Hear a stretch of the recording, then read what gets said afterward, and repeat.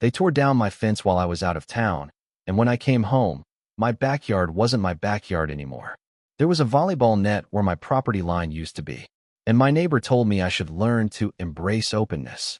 I live out in western North Carolina, about 20 minutes outside of town. Most people only pass through on their way to the mountains. 3 acres of mixed pine and hardwood, a gravel driveway that crunches loud enough to warn you someone's coming, and the kind of quiet at night that makes you aware of your own breathing. I bought the place in my early 30s after 2 deployments overseas and a divorce that left me needing more space than people. Not square footage, just space. The fence came 2 years later. 6 feet tall, solid cedar panels, posts sunk deep in concrete. I built it myself over the course of a sweaty summer in 2016. I saved for it, planned it, measured twice, dug until my hands blistered. It ran just under 200 feet along the eastern boundary, where my property met the old Whitaker place. Back then it was an empty rental house with peeling shutters and tenants who mostly kept to themselves. The fence wasn't about keeping anyone out. It was about drawing a line that let me exhale. It kept my dog, Ranger, safe. It blocked the view of my back porch from the neighboring yard. It gave me the sense that when I stepped outside with a cup of coffee at 6 in the morning, I was alone with the birds and not on display. Nobody ever complained. Until the Whitaker place sold. The moving truck showed up in late spring.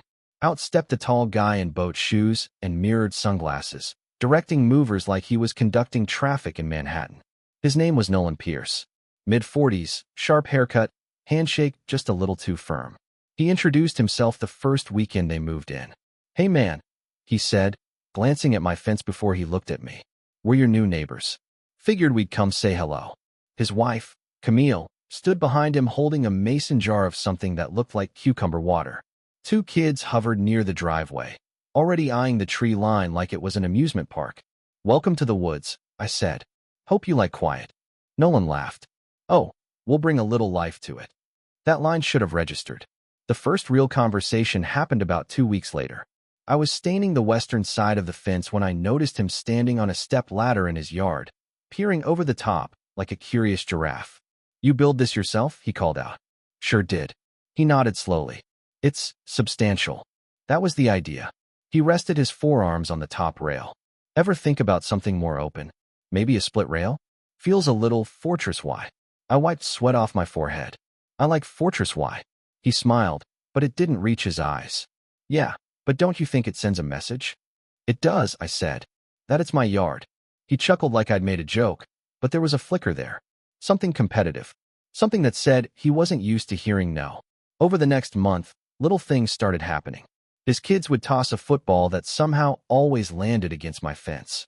He'd stand at the property line talking loudly on speakerphone about expanding usable space. One Saturday, he mentioned he was meeting with a landscape architect about reimagining the flow between properties. "Between properties?" I asked. "Yeah," he said casually. "You know, when neighbors cooperate, everyone wins." I told him I wasn't looking to win anything. I was looking to be left alone. Then came July. I took a week off and drove down to Tybee Island with Ranger. No phone service half the time, just ocean and heat and a kind of peace I hadn't felt in a while. When I pulled back into my driveway the following Sunday evening, sun dropping low behind the trees, I noticed something felt exposed. It took my brain a second to process it. I could see straight across to Nolan's patio. No cedar panels. No privacy line. Just open air. I parked, stepped out, and the gravel sounded louder than usual. Ranger jumped down from the truck and froze, ears up. Where the fence had stood, there were only splintered posts and chunks of concrete still embedded in the ground. Panels lay stacked in a messy pile on my side of the line, like discarded furniture. And in the middle of what used to be my enclosed yard was a bright blue volleyball net staked into the dirt. 2 of Nolan's friends were setting up folding chairs. Music drifted over from a Bluetooth speaker. Camille was arranging drinks on a table that straddled where my fence used to run. For a second I honestly thought I was dreaming. Then Nolan spotted me. He raised a hand like we were at a backyard barbecue. "Hey, you're back." I walked straight across the grass, heart pounding so hard I could feel it in my jaw. "What happened to my fence?" He turned off the grill and picked up a spatula. "Oh, that. We took it down." "You what?" "Relax," he said, smiling like I was the one overreacting. It was blocking everything. Our designer said the properties would feel so much more cohesive if we opened it up. The kids need space to run. That was my fence, I said slowly. On my property line. He waved the spatula in a lazy circle. Property lines are kind of arbitrary out here, don't you think? We're all just sharing land. No, I said. We're not. He sighed, like I was being difficult in a meeting. Look, the boards were warped in places. We hauled most of it off already. Cost me about $1,200 for labor and dump fees. If you want to split it, we can settle up on Venmo. I stared at him, trying to decide if this was arrogance or insanity. You tore down something I built with my own hands, I said. Without asking. He shrugged. I figured you'd come around once you saw how much better it looks. I looked past him at his guests, now pretending not to listen. At his kids chasing each other across what used to be Ranger's safe space. At the open stretch of dirt that no longer felt like mine. I want it rebuilt, I said. Nolan laughed. Actually laughed. Man, you need to adjust. This is good for community. Community. That word hung in the air like smoke. I walked back to my house without another word, pulled out my phone, and started taking pictures. Every broken post. Every concrete footing. The volleyball net. The way their party had spilled over the line like it had always been theirs. Inside, Ranger paced near the back door, confused. I sat at the kitchen table and called the only person I knew who didn't flinch when things got ugly. My attorney, Claire Donnelly. And as I started explaining what had happened, I realized this wasn't just about wood and nails anymore. It was about someone deciding my boundaries didn't matter. Claire didn't interrupt me while I talked. That's one of the reasons I hired her years ago when I was dealing with some land easement paperwork. She lets you empty the tank first, then she sorts through what's left. So, she said after a pause, they entered your property while you were gone and removed a structure that was entirely on your surveyed boundary. Yes. And you have proof the fence was there, permits, receipts, photos? I built it myself, I said, but I documented everything back then. I've got the survey, the lumber invoices, pictures from the install. Good, she replied, voice tightening just a little. Because this isn't a neighborly misunderstanding. It's trespass and destruction of property. Hearing it phrased that way steadied me. It wasn't me being stubborn. It wasn't me being antisocial. It was the law. Claire came out the next morning. She walked the line with me, heels sinking slightly into the soft ground where posts had been ripped out. She crouched beside one of the concrete footings and ran her hand over the jagged edge. They didn't even cut these clean, she muttered. They yanked them. From across the open yard, Nolan stood on his patio pretending to check his phone. Every now and then he glanced over. I could feel his eyes measuring us. Claire straightened up and looked directly at him. Then she turned to me. We'll start with a demand letter. Immediate restoration to original specifications at their expense. If they refuse, we file for injunctive relief and damages. How long? I asked. Depends how stubborn he is. I almost laughed. The letter went out that afternoon. 3 days later, a response arrived. Not from Nolan personally, but from a firm in Charlotte with letterhead so thick it felt like cardstock armor. The language was polished, dismissive, almost amused. They claimed the fence had been structurally compromised and aesthetic detriment to adjoining property values. They suggested a compromise, a 3-foot ornamental hedge installed jointly along the boundary, cost shared evenly. 3 feet. I read that line 3 times.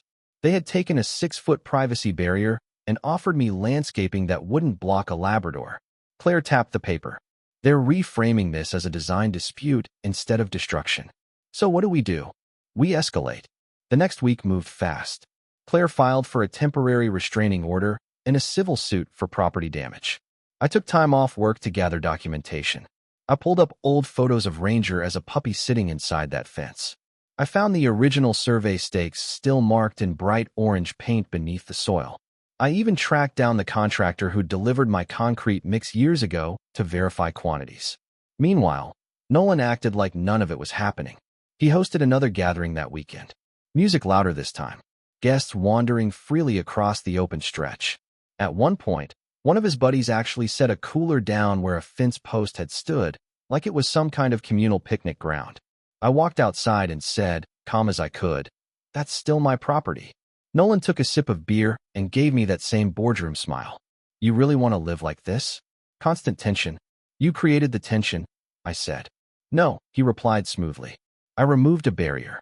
That's when I understood something about him. This wasn't about yard space. It was about control.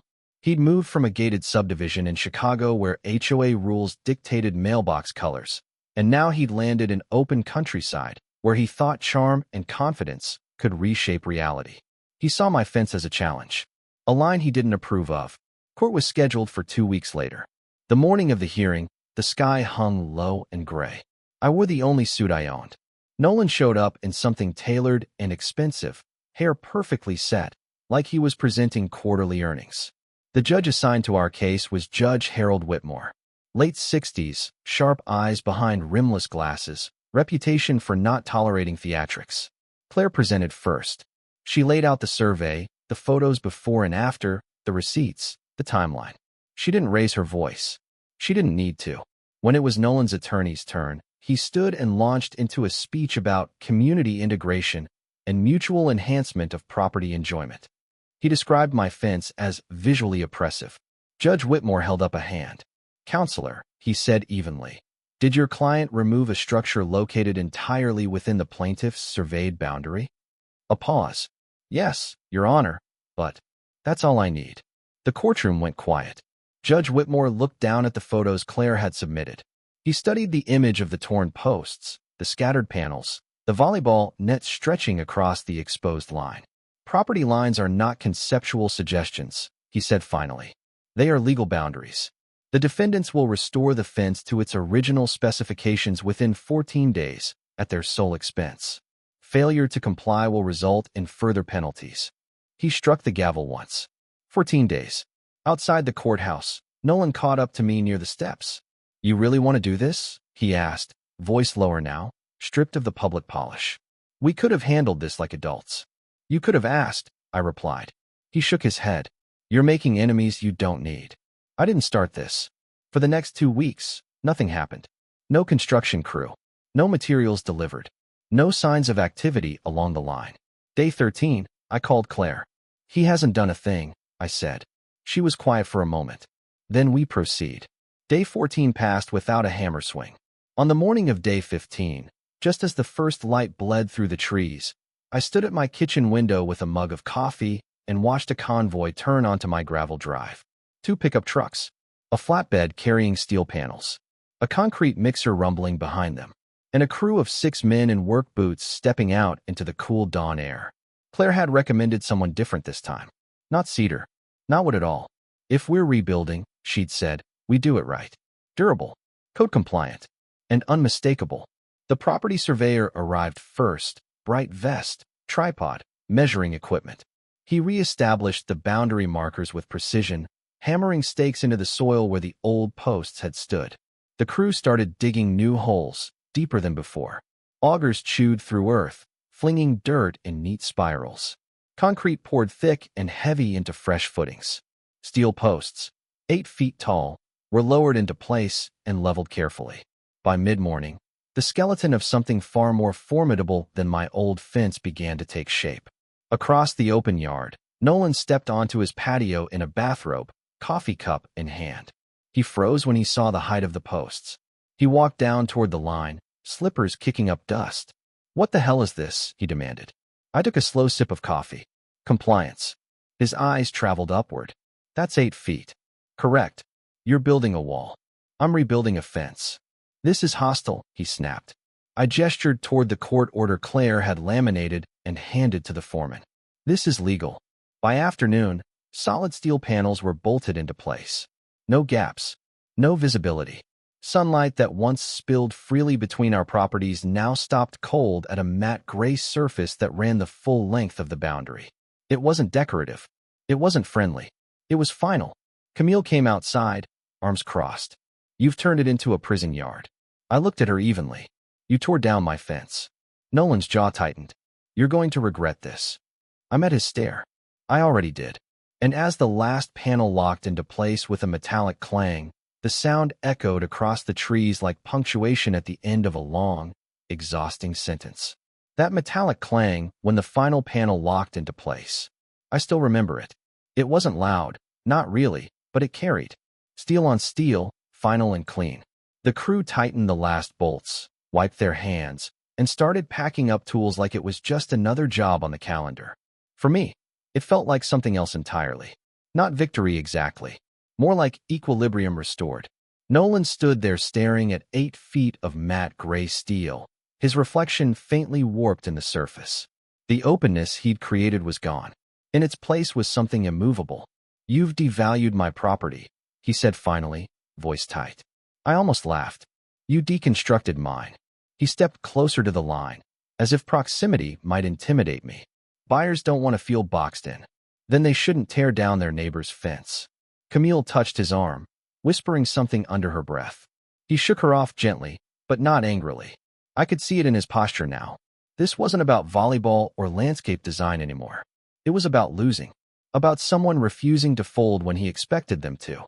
The crew finished pouring the last bit of concrete around the base plates. The surveyor confirmed alignment one final time, signed off, and handed me the updated boundary certification. "It's textbook," he said quietly. "No one's crossing that." When the trucks pulled away, dust rising behind them, the yard felt different. Smaller, maybe, but quieter. Ranger stepped outside, sniffed along the base of the new wall, and then did something he hadn't done in weeks.